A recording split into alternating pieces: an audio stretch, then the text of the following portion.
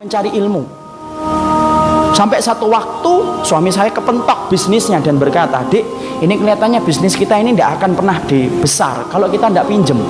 Modal kita cekak, bisnis kita tidak akan besar ini kalau kayak gini." Akhirnya kemudian sang istri berkata, "Ya sudah mas, cari itu. Carilah suami pinjaman yang tidak bersentuhan dengan riba." Karena dia sudah ngerti ilmunya, sudah paham riba itu merupakan sesuatu yang sangat dibenci sampai dipermaklumkan perang oleh Allah dan Rasulnya. Dia cari, kapan toh? Bukannya sabar, malah kemudian berkata, "Ini kelihatannya kita nggak dapat pinjaman, harus minjem yang ribawi." Istrinya yang sama-sama sudah ngaji berkata kepada suaminya, "Ya sudah mas, pinjam aja kalau memang itu terpaksa." Nah kita ini gampang sekali ngomong dorurah. Nanti tutup dengan sholat, banyak sedekah. Riba mah tidak bisa ditutup dengan sholat dan tidak sedekah. Emang antum kira dengan kemudian riba setelah itu sedekah, kemudian sedekah antum diterima? Tidak diterima sedekah orang yang dari riba. Jangan dianggap remeh riba itu ikhwan. Karena kalau kita nggak ngingetin ini, rusak negara kita ini gara-gara riba. Karena Allah permaklumkan perang.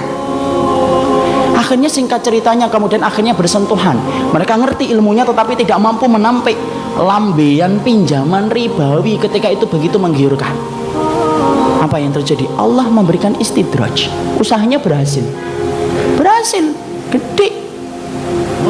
Maka kemudian sang istri bercerita ketika usahanya semakin besar, maka kegiatan kami yang setiap harinya mengkaji, mendatangi majelis ilmu kemudian jarang kita datangi karena kesibukan kami untuk kemudian mengatur bisnis kami.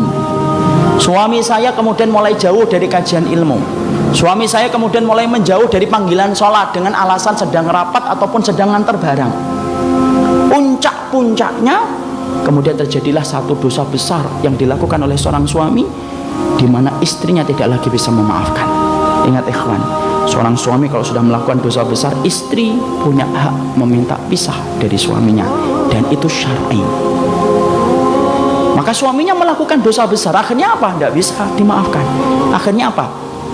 Kapal rumah tangga itu karam, tenggelam. Yang menarik adalah ketika sang ibu menuliskan kisah nyata itu, saya baca, beliau mengatakan, "Saya tidak menyalahkan suami saya tidak menyalahkan bisnisnya, tapi yang saya salahkan adalah ketika kami sudah sibuk mengkaji ilmu, kami ngerti riba itu haram, tapi ternyata kami tidak mampu untuk meninggalkan, padahal kami tahu dosa yang dipermaklumkan perang di dalam kehidupan itu cuma satu dosa riba, dan kami berani mengambil itu." Sampai kemudian akhirnya Allah memberikan musibah dalam kehidupan